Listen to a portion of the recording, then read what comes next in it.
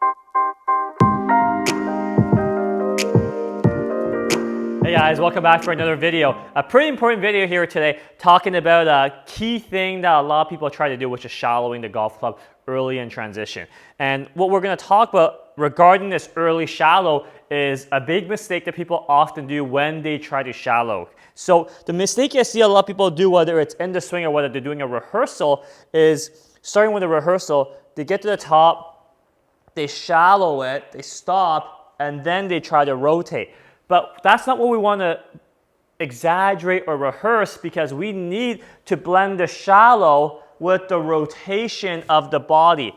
If you shallow with no rotation and then you rotate, the shaft would actually steepen again because the shaft is actually too flat, and then it has to steepen because you're not rotating, okay? So it kind of looks like this. If I shallow without rotating and then I kick in the rotation of the body, kind of here, I shallow, and then I rotate. It's going to look like this. I actually missed the ball there. But you can see the club kick this way after that initial shallowing. So let's try again.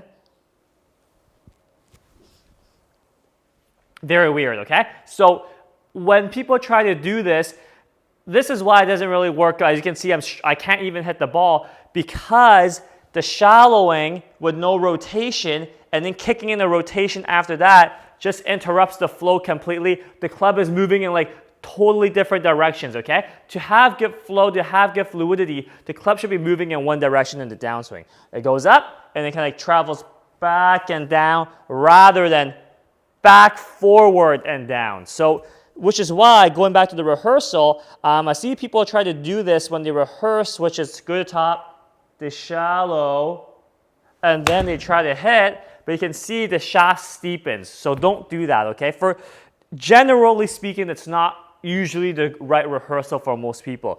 What I often like people to do is when they get to the top, if they rotate and shallow, it's much better because they're rotating at the same time. The club is a little bit more back, and then they can continue rotating from there, and the club actually stays behind them. If they shallow with no rotation, and then they rotate, you can see things steepen quite a bit. So we really want to make sure that if you're trying to implement a shallowing piece early in the downswing, early in the transition, make sure that you are rotating at the same time and not just rehearsing this, stopping, and then kicking in the rotation after. It's okay to just isolate this movement so you can feel how the wrist or the club works back. But from there, don't rotate. Just reset yourself. So it may look like this. If I really just want to try to isolate that movement, I feel the club falling back. I'm going to reset, and that's what I'm going to try to implement into my swing. That is how you guys could potentially implement the shallowing piece early in the transition, early in the downswing.